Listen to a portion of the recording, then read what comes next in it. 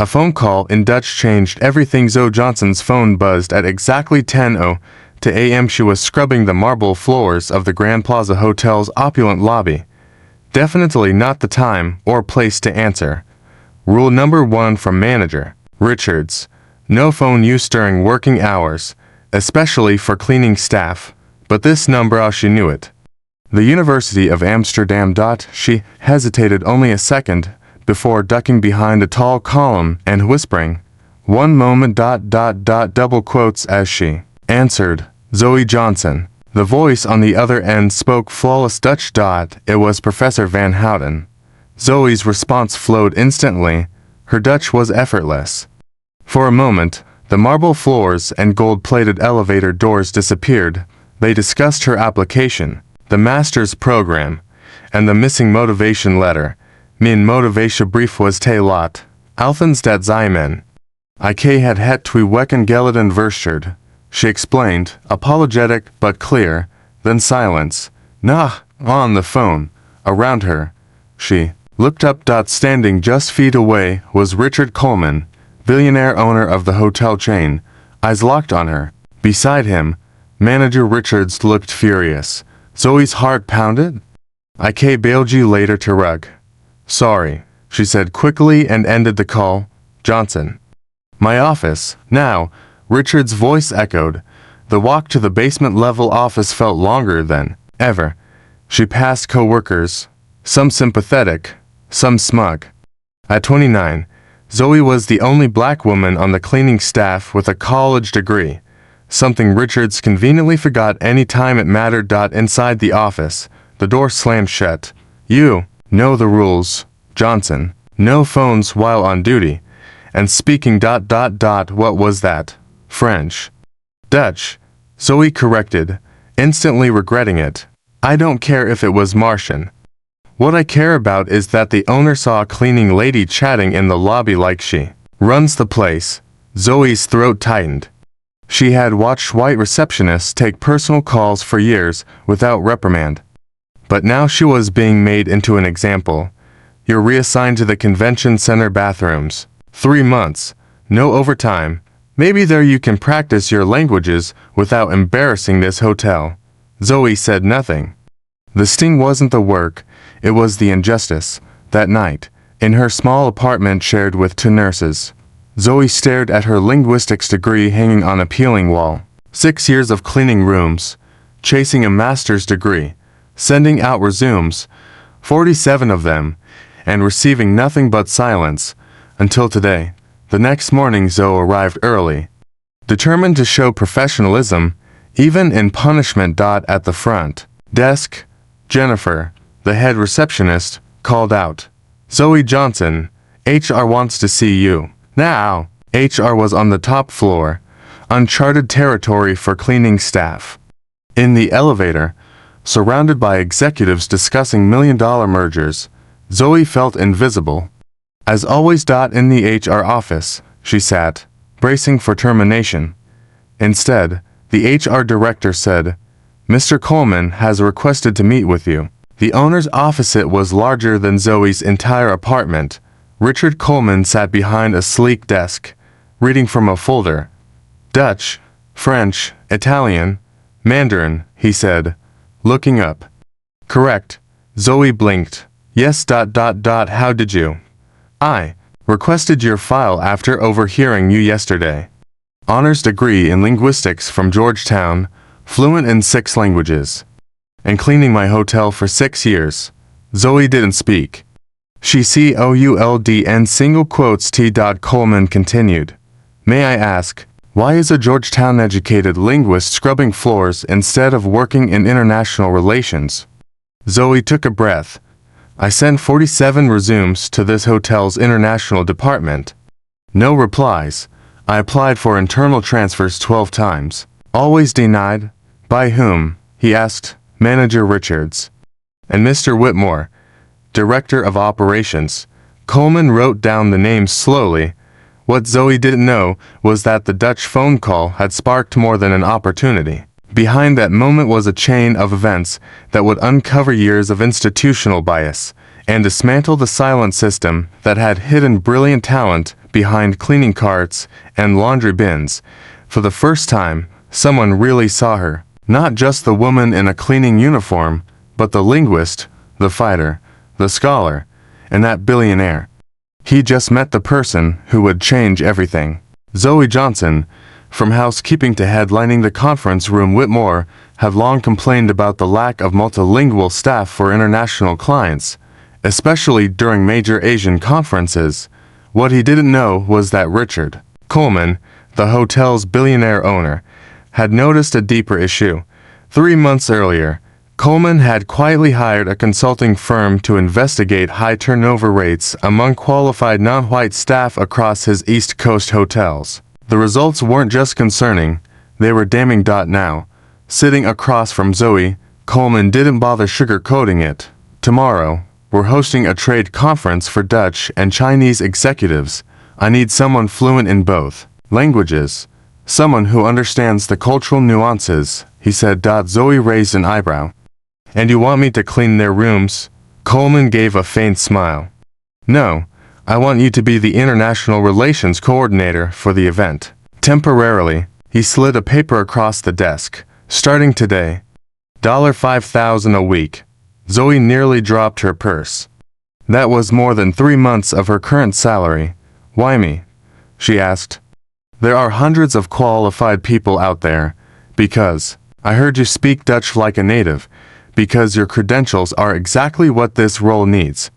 And because something tells me there's a serious problem inside my company. An hour later, Zoe stepped into the elevator with a new badge clipped to her blazer and full access to the hotel's systems. On her way to HR, she ran into Manager Richards. The woman froze. Johnson, what are you doing on this floor? And where's your uniform? Zoe met her gaze calmly. Working, Ms. Richards, as International Relations Coordinator. Appointed directly by Mr. Coleman, Richards blanched. That's impossible. You don't have the qualifications. Georgetown. 6 languages, Mandarin and Dutch included. Zoe said evenly. My resume has been in the hotel's system for 6 years, along with 12 transfer requests. As Richards stammered, Zoe walked on. At HR, she was greeted by Zoe Williams, a new recruitment analyst who greeted her with genuine warmth. I've been wondering about you, Williams said. I saw your file when I started. Couldn't understand how someone with your background was in housekeeping. I tried to speak to Whitmore, she added, lowering her voice. He shut it down immediately. That afternoon, while preparing the welcome packets in the VIP suite, Zoe spotted a problem. Several Mandarin translations were not just wrong, they were culturally inappropriate. She quickly rewrote the materials, adjusting phrases that could spark offense among Chinese executives. Whoever did this knows the language basics, but not the etiquette, she explained when Coleman appeared silently at the doorway. The prior translations used terminology that would be seen as dismissive in a formal Chinese business setting. Coleman frowned. Whitmore assured me we hired the best translators. It cost a fortune. He hired someone without checking their credentials, Zoe said, pointing to a major error in a translated partnership proposal. The next day, the conference began. Zoe moved effortlessly through the room, translating, mediating, facilitating deals in Mandarin and Dutch with grace. What would have taken days of back and forth was now handled in minutes, thanks to her expertise. During a break, Whitmore approached her, the same man who hadn't spoken a word to her in 6 years. Miss Johnson, he said, forcing a smile. I'm impressed. It seems Richards misjudged your potential. Zoe responded coolly. Thank you, Mr. Whitmore. It's interesting how my resume, which clearly stated fluency in Mandarin, went unnoticed. Especially considering the hotel just spent $50,000 on translation services that nearly sabotaged this event. His smile faltered. There must have been some mix-up. I have email confirmations for all my applications and communications, including the ones warning about previous translation errors at past events, she said calmly, holding his gaze. What she didn't mention was that the new analyst, Williams, had quietly given her access to internal files, the translation contractor, Whitmore's niece, with no formal Mandarin qualifications, billing expert-level rates. All of her previous work contained similar, costly mistakes. By the third day of the conference, Zoe's impact was impossible to ignore. During a networking session, one of the Dutch executives did a double take. "Wait, aren't you the student who published that brilliant article on linguistic variation in international business?" he asked. Journal of Applied Communication. Zoe smiled. "That was me." "Linguistics," Zoe confirmed, her voice steady though she was surprised to be recognized. "I've cited your article at 2 international conferences." The Dutch businessman exclaimed, turning to call over several colleagues. "You have." To meet her, across the room, Coleman watched the gathering crowd with interest. Whitmore stood nearby, his expression tightening as he noticed the attention Zoe was attracting. What he didn't realize was that while he smiled and played host, Zoe had already started connecting the dots, and what she was uncovering wasn't just about isolated errors. It was about a structure of discrimination and backroom deals that had suppressed qualified employees for years. No one at the Grand Plaza had guessed that the black cleaning woman who answered a call in Dutch wasn't a fluke. She was the turning point, and the so-called transfer that placed her in international relations. It was the start of a reckoning. The question was no longer if Zoe could prove what had happened. It was how devastating the fallout would be when the truth came out. The morning of the 4th conference day, the hotel was buzzing. Zoe's leadership had already secured deals far beyond what management had expected. As she crossed the marble floor of the lobby, she saw something that stopped her cold. Whitmore was escorting a young woman, anxious and unfamiliar, toward the executive elevators. "Miss Whitmore, your Mandarin translation is perfectly acceptable," he told her in an even, reassuring tone. "There's no need for concern." Zoe caught the surname immediately. The woman was carrying a folder stamped, "Final Translation, Master Contract." As they passed, Zoe caught a glimpse of the documents. The same critical translation errors were still there. She spun around, heart racing, and made her way to Coleman's office. He was reviewing reports when she walked in. Without knocking, "Zoe," he said, standing, "what's wrong?" "Whitmore is replacing my corrected translations with flawed ones produced by his niece," she said, pulling out her phone. "And I can prove it's been happening for years." Coleman straightened, his tone sharp. "You're certain?" "I have screenshots, email trails, payment records showing her translation company was paid up to 3 times the standard rate, and resumes from qualified applicants, including mine, that were ignored every time." Before he could respond, Zoe Williams from HR entered with urgency. "Sorry to interrupt, but I found something you need to see." She handed over a thick folder. "These are the hiring records from the last 5 years. There's a clear, consistent pattern. Highly qualified non-white applicants, especially women, rejected at every stage." Coleman flipped through the documents, his face growing darker with every page. "The consultants we hired suspected something, but this isn't negligence. It's policy." Right then, Whitmore entered unannounced. "Richard, the Dutch are ready to sign, but they've noticed inconsistencies in the Mandarin version." Johnson must have. Oh, the room fell silent. Coleman turned slowly, then walked to the door and shut it.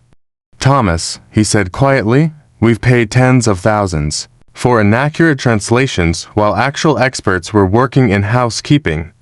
"Explain." Whitmore paled. "I have no idea what this is about." "We hired the best available, your niece." Coleman asked coldly. "No professional background in Mandarin." "She has a certificate." "Fake," Zoe said, placing a printout on the desk. "I confirmed it with Peking University this morning. She's never been certified by them." Whitmore's expression twisted. "You're nobody. A cleaning lady playing pretend in a suit, Ph.D. in applied linguistics. Georgetown University." Zoe replied, calm as ever. 6 international publications, all documented in the HR system, where my transfer requests were ignored. Coleman didn't hesitate. I've called an emergency board meeting. 30 minutes. I want your resignation on my desk by then, Whitmore scoffed. You can't be serious over this. Choose your next words very carefully, Coleman warned. 2 hours later, the executive auditorium was packed. All senior managers and department heads had been summoned.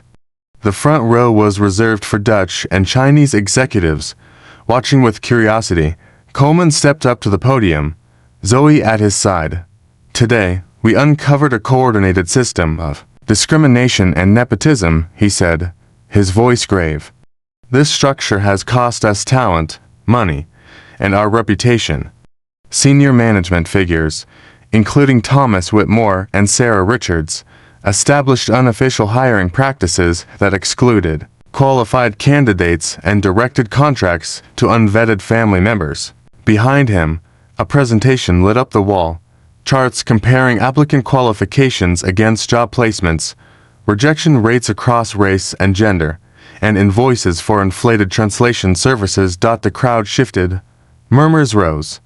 Zoe stood silently beside him, the woman they had overlooked, dismissed, underestimated, now the one bringing the truth to light. Ms. Johnson, whom many of you knew only as a cleaning staff member, saved this company from a diplomatic and financial disaster, Coleman said, his voice steady. By identifying and correcting translation errors that could have cost U.S. millions in contractual misunderstandings. Across the room, one of the Chinese executives gave a small nod of respect. A few others offered quiet applause. As a result of the ongoing investigation, Thomas Whitmore has been terminated for cause. Coleman continued. Sarah Richards has been suspended pending the outcome of a full review into her involvement. Effective immediately, we are launching a comprehensive audit of all hiring and promotion decisions made in the last 5 years. Silence rippled through the auditorium. Richards stared at the floor, pale, while several other department managers looked nervously around. Coleman's tone shifted ever so slightly. I'm also pleased to announce that Dr. Zoe Johnson will now serve as our new Global Director of Internal Communications. She will oversee all multilingual operations company-wide. This time, the applause was louder. Some clapped with hesitance, others with real enthusiasm. But in the back, where the cleaning staff sat, the reaction was different. They stood, applauding, some with tears in their eyes. As Zoe stepped off the stage, she passed Whitmore, now flanked by security. His face was contorted with silent fury. As he was led past her, he hissed, "You won't last a month." Zoe smiled, calm and unbothered. In the inside pocket of her new blazer was a small recording device, one that had captured every whispered insult, every veiled threat, every racist comment Whitmore had made in his panicked attempts to cover up his scheme. That night, in her new office overlooking the New York skyline, Zoe finally allowed herself to cry, not from pain, but from the weight of release. 6 years of silence. 6 years of maybe you're not a good cultural fit. 6 years of working below her qualifications while watching others be promoted through connections and favoritism. She picked up the phone and dialed the one person who had always believed in her. "I did it, Mom," she said softly, her voice catching. "I really did it." What no one at the Grand Plaza Hotel realized in that moment was that this was only the beginning. The downfall of Whitmore and the unraveling of a web of favoritism that linked inflated contracts to family members was the spark, not the conclusion. While some executives were still processing the collapse of their privilege, others were already beginning to understand the truth. Real talent, once freed, doesn't just repair injustice, it rewrites the future. 6 months later, what had started as one woman answering a phone in Dutch had grown into something much larger. A quiet revolution in the American hospitality industry. Zoe's nameplate on the 32nd floor now read, Dr. Zoe Johnson, Vice President of Diversity and International Relations. Monthly salary was well into 5 figures. But the true power didn't lie in the title. It lay in the changes she was leading. Inside the conference room, the restructuring committee waited. Zoe's assistant, now promoted and trusted, opened the door. All regional managers are connected to the video call, she said. Zoe nodded, took a deep breath, and entered. At the table sat Richard Coleman and the board of directors.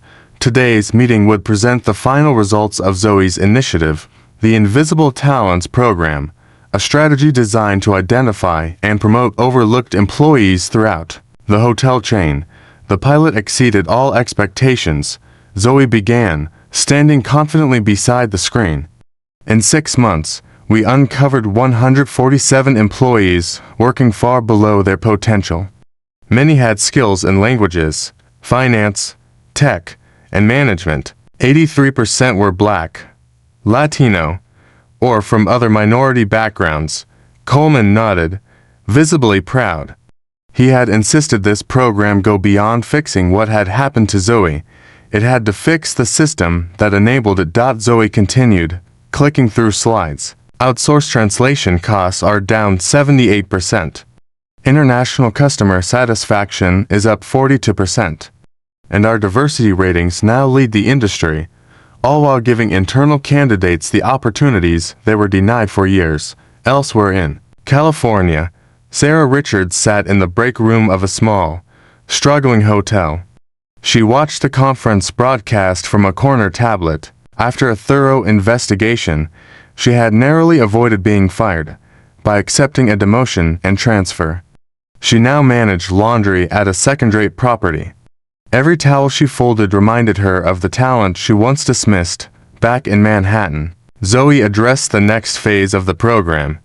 Beginning next quarter, all promoted staff will be paired with internal mentees to identify and develop overlooked talent throughout our entire network.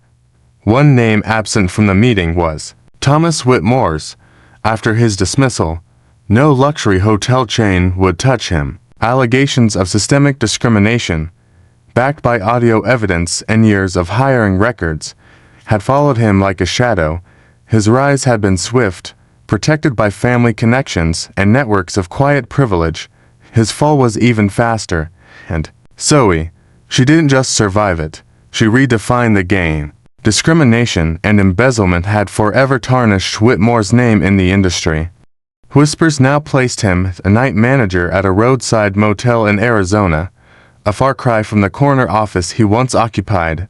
His niece, Ashley, had been forced to return her overinflated payments, complete a professional ethics course, and, in an ironic twist, was now studying Mandarin through a scholarship established by the Coleman Foundation for Inclusive Language Education. As the final slide disappeared from the screen, Zoe turned toward the camera broadcasting to every property in the chain. "I want to share something personal," she said, her voice steady. She paused, allowing the silence to settle across the room and through the screens of thousands of employees watching. "When I was little, my mother worked as a maid in a hotel much like this one. She had a college degree. She was smart, capable, and driven. But no one ever gave her a shot to work in her field. She always told me, 'Zoe, no matter how much they try to make you feel invisible, your worth is not dependent on their recognition.'" Zoe drew a quiet breath, maintaining composure as emotion trembled beneath the surface. She passed away before she could see this moment, before she could know that her sacrifice meant something, that her daughter didn't just open a door, she held it open for others. In the room, several newly promoted managers looked down, discreetly wiping at their eyes. For some, it was the first time they'd seen the system they had unknowingly benefited from, or suffered under, laid bare the true power of a company. Zoe continued, measured by profit margins, but by the human potential it recognizes and unleashes. For too long, the hospitality industry, like so many others, had overlooked brilliance hidden behind service uniforms, judging people by their accents, their skin color, or their job title. Today marked the beginning of something different. Coleman stood first, leading the applause. The room rose with him. Across screens, Thousands of employees in dozens of cities did the same. Later that day, a thick envelope arrived at Zoe's office. Inside was a postcard from Amsterdam and a letter on university letterhead. It was from the University of Applied Linguistics, offering her a visiting professorship. Professor Vanton, the man who had placed the phone call in Dutch 6 months ago, had been following her rise ever since. Zoe smiled as she looked out over Manhattan, remembering that moment like it had happened yesterday. Funny, she thought, if Richards had simply warned me that day instead of trying to humiliate me, I might still be cleaning rooms. My degree still collecting dust. The next morning, she launched a new scholarship, personally funded in part by her salary, for hotel employees and their children. The first recipient, the daughter of one of her former colleagues from housekeeping, a girl who dreamed of studying hotel management. What started with a single, unplanned phone call in Dutch had grown into something much larger, a movement, reaching far beyond one hotel, one industry, or one woman. The message was simple: talent is everywhere. What's missing are opportunities and the will to see people clearly. True justice is not just the downfall of the discriminatory. It's the rebuilding of structures where bias has nowhere left to hide. Zoe's greatest triumph wasn't watching those who doubted her fall. It was witnessing hundreds of others rise. If this story resonated with you, if it made you reflect on the quiet ways injustice hides in plain sight, leave a comment below. And subscribe for more real stories about people who turn obstacles into platforms for lasting change. Because Zoe's story teaches us that real greatness isn't just breaking through. It's leaving the door open for everyone else to walk through, too.